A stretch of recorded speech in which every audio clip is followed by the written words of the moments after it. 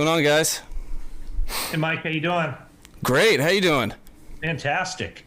So you got the new title. What does that mean? Have you changed it all? And kind of what's been your priority, your focus this off season? Any projects out there for you?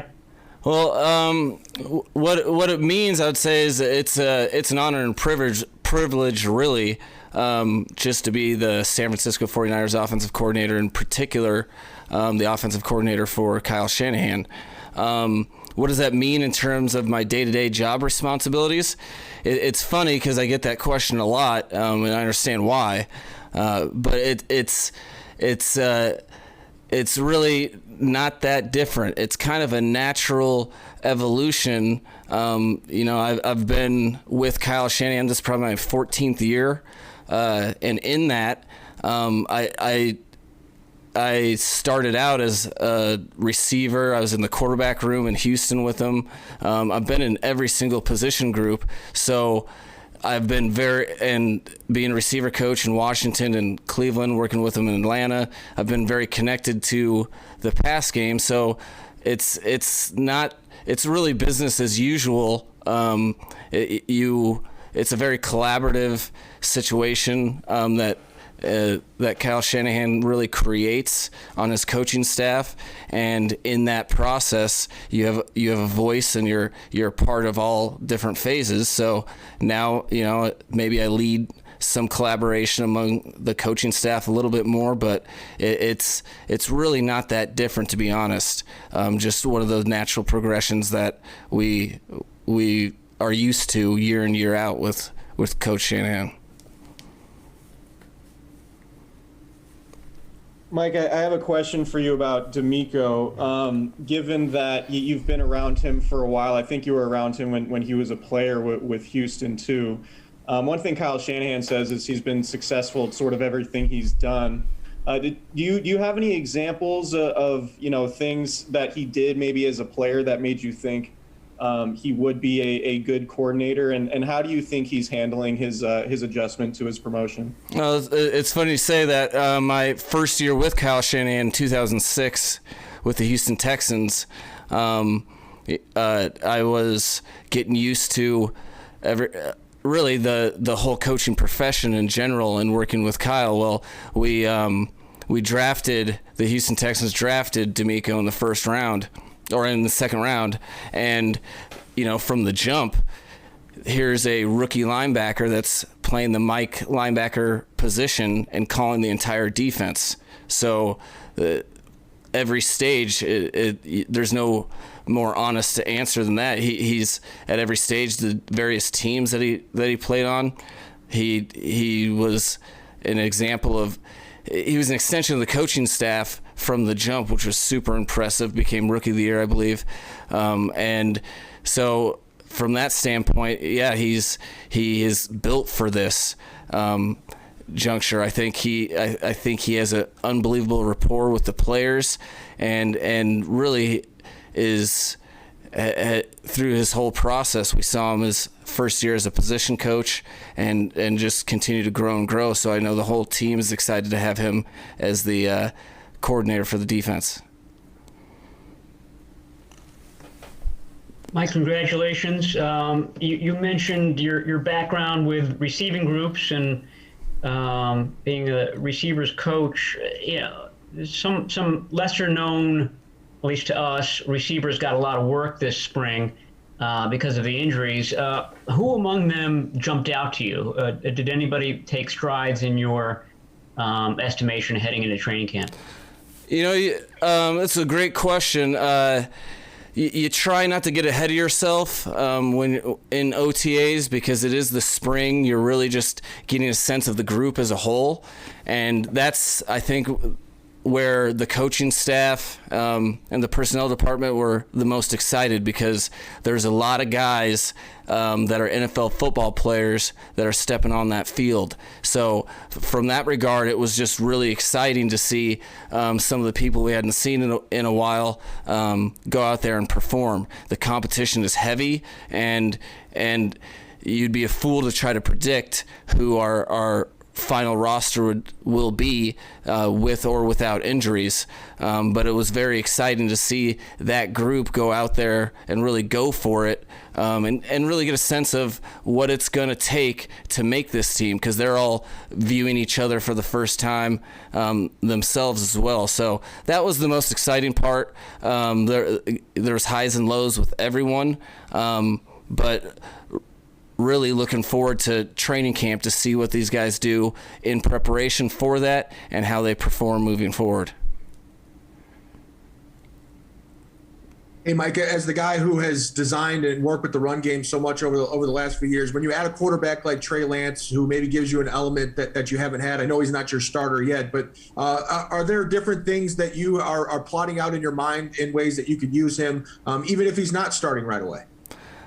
Again, you try not to get too far ahead of yourself. Of course, that tempts your mind a little bit, but really you have to get back to the basics. And with a guy like Trey, you're just teaching him the offense and coaching him on fundamentals and seeing where he can get. Really preparing him for his 40 days off, where he can work on his own, and preparing him to compete in training camp. So you do your best not to get ahead of yourself. You really try to focus on, okay, what are we doing today, and can we get better at something today, and move forward to the next day.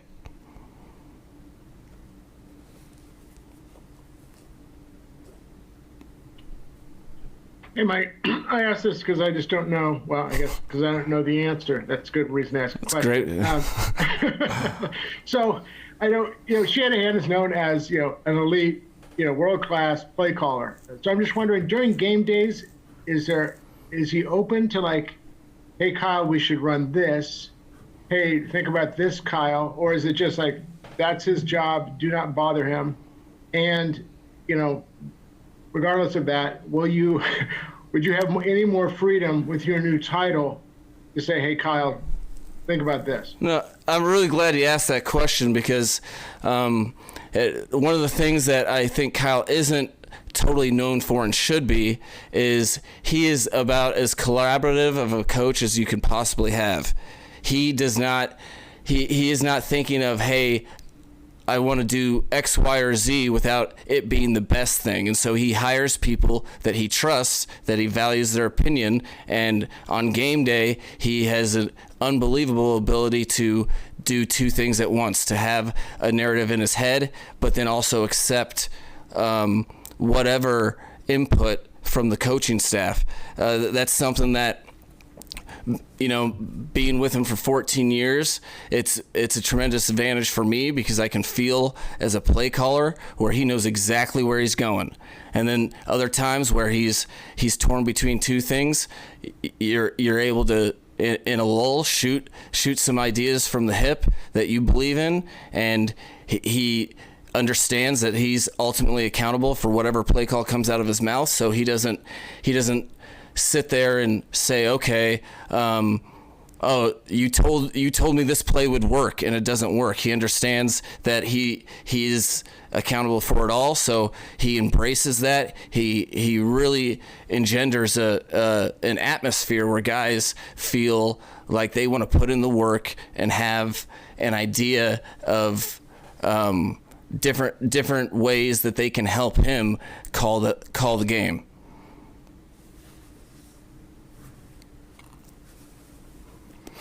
Mike, congratulations. Thank you. Of the two Treys, both of them, they've gotten a lot of reps during these practices. What would you say the biggest step forward is for both of them?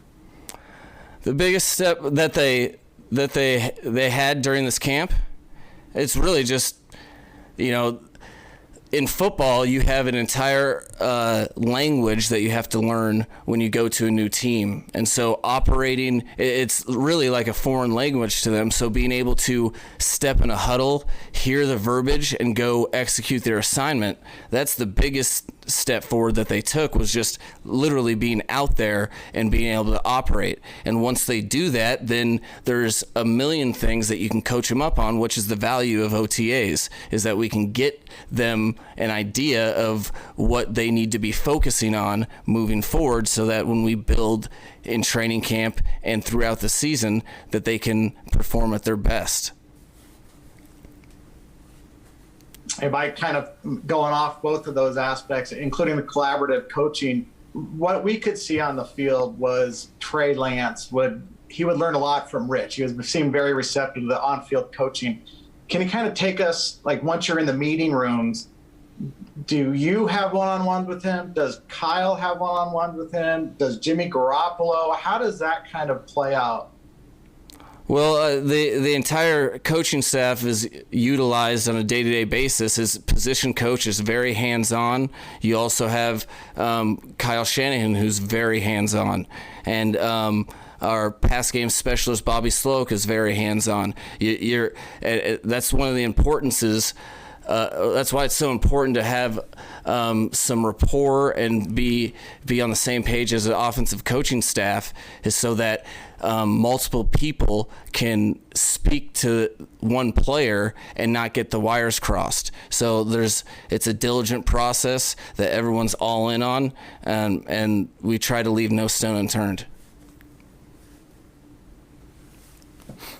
You mentioned that Kyle Shanahan is open to taking suggestions of play calls in games. Has he indicated to you that he'll give you a chance, or there'll be some situations where you can call plays on your own, whether for a drive in a regular season game or in a preseason game?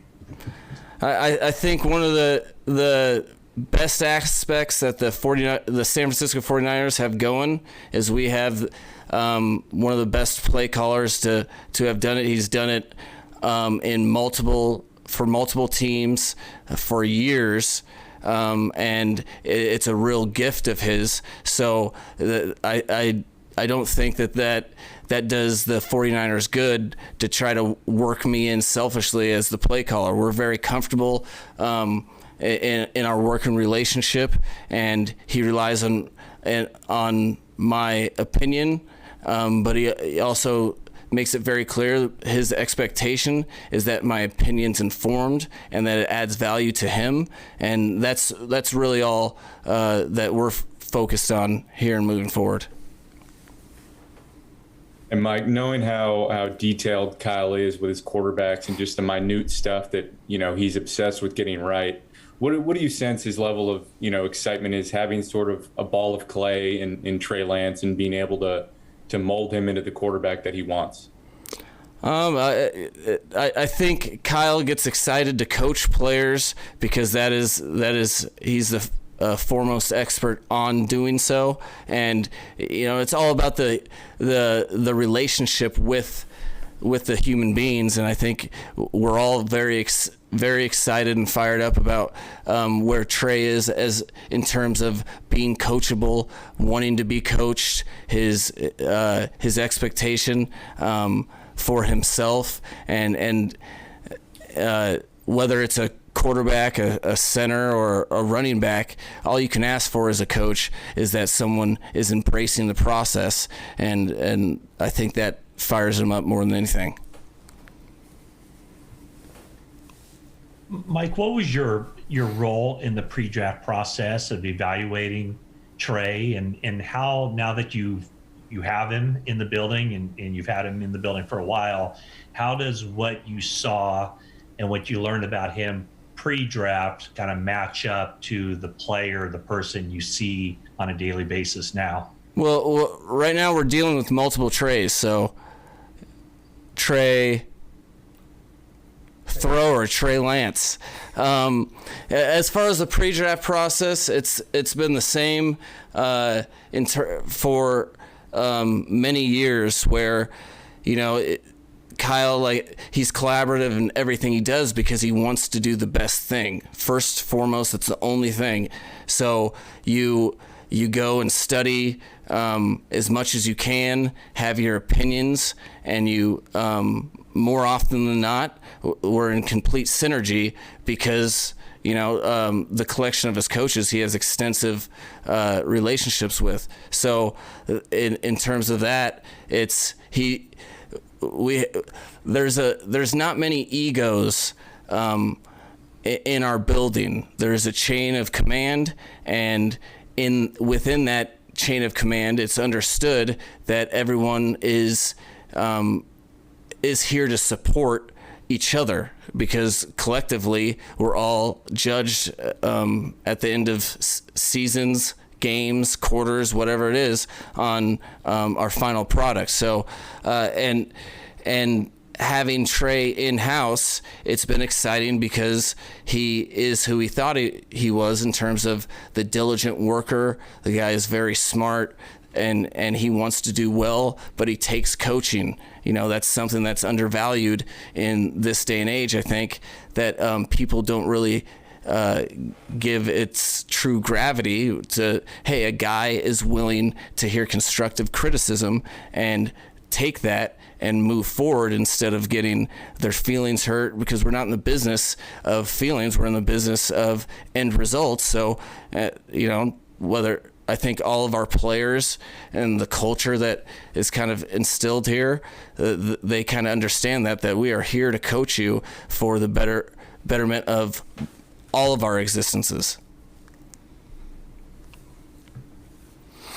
Hi, Mike. Kate Rooney with Cron 4. There may not be a neat and tidy answer to this, given how intertwined your career has been with Kyle's and how collaborative things are. But what are the sort of the hallmarks of you as a coach? What stamp do you put on the offense individually? I think I'm, as a coach, I'm a product of my environment, and again, my career has been intertwined with Kyle's. So I think for me specifically, I am a good listener, and I kind of I think for the things that, you know, there's a lot of times that Kyle can just be seed planning. Hey, we need to do something out of shotgun, or we need more motions, or we need less motions, or we need more audibles. Attempting to get that kind of abstract vision and putting the details on it. I think that's I would say that would be a strength of mine. I'm not necessarily that great at giving myself compliments, so you're putting me in an awkward spot here, but I at least I try to do that, and it's, again, no one cares about a cool idea that's independent on its own. Idea is cool if it's applicable to the defense, it's applicable to the talents of your particular players, and it fits within everything that you're trying to do, because at the end of the day, it's a prerequisite that there's no standalone plays, or everything's got to be tied together and serve a purpose, so that it can fit the desired ends. That kind of answer your question? All right, thumbs up. Mike, we obviously didn't see all of your OTA practices, but it seemed like Justin School was serving as the swing tackle during those sessions. Now that he's hurt, who's in the running for that role heading into camp? Well, it's good that you said who's in the running, because if I was a betting man, I probably wouldn't bet on who it's going to be, because that's what training camp's for. Training camp is to settle those things. But one of the great things we have in terms of our offensive line position room is there's a ton of players that are good at tackle. There's a ton of versatility. There's a lot of people that will be competing in that spot. For instance, in OTAs, there was Colton McKivitz was getting reps at tackle, who played guard for us last year. Jalen Moore was getting reps at tackle. Sean Coleman was back getting reps at tackle. Even Dan Brunskill. There's a lot of guys that are going to be competing, and a lot of above-the-line NFL players. So it'll be very exciting to see who can take that spot that Justin himself was competing for.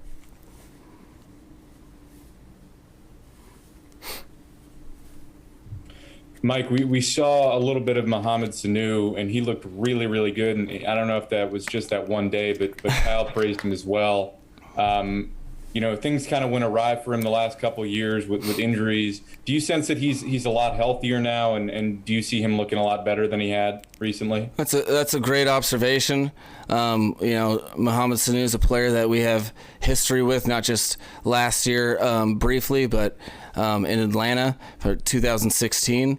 And I think Mohamed Sanu serves as a good vision for a lot of the young guys, because this dude came back in great shape and with something to prove. You can tell that he doesn't expect anything to be given to him, and he's trying to earn his spot on this team. So it was very exciting to see him perform. He was doing very well, and if he comes back to training camp in that same shape, he's going to be a guy that is going to be tough to beat out for that final 53 roster.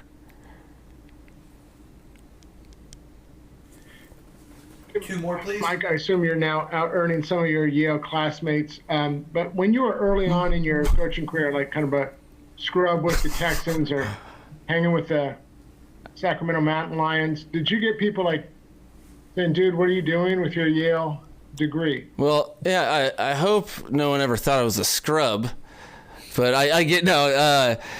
You got that question a lot. It's funny because there's like, aren't there better things that you could be doing with that education? And what was funny in that whole process when you're deciding to become a coach and going through it is it registered to me. I had like a summer internship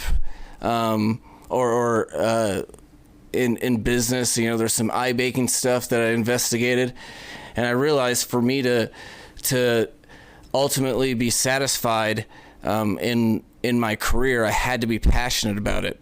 And unfortunately, there wasn't that much that I was passionate about besides football. So for me to be at my best and to be satisfied with my ultimate career, I knew for a fact that I had to follow my passion. So I didn't go into college thinking that the end game was coaching football, but when I started investigating other avenues, it was an easy decision and something I never looked back on. Hey, Mike, congrats on the new gig. Appreciate as much as I'd like to ask you about your time with the Sacramento Mountain Lions, you guys drafted Aaron Banks in the second round. And because of his size, some people thought that you guys would add more just gap scheme because it fits his size profile. Do you see yourself adding more gap and man principles this season? And is that just dependent on just Banks' skill set or having 5 guys just consistently on the offensive line? Yeah, we've heard that, and for us, it's funny because we have a history of smaller offensive linemen, but that's really, we haven't invested second-round draft picks into offensive linemen. We'd prefer everyone to be 400 pounds and 6'10", if you could engineer that. We do a lot of gap schemes and man schemes in our offense, but to say that we're changing anything, no. We felt like he had a skill set that could thrive, and have a lot of faith in Coach Furster and Butch Berry and Zach Yenser to get him to perform to our standards. But nothing. We weren't looking through a vision of changing anything. We thought that, this is a guy that was quick enough, that on the second level could attach to defenders. He had a lot of skills, and we like that he's big. He's just going to have to run fast while being big, and we felt like he was a candidate to do that.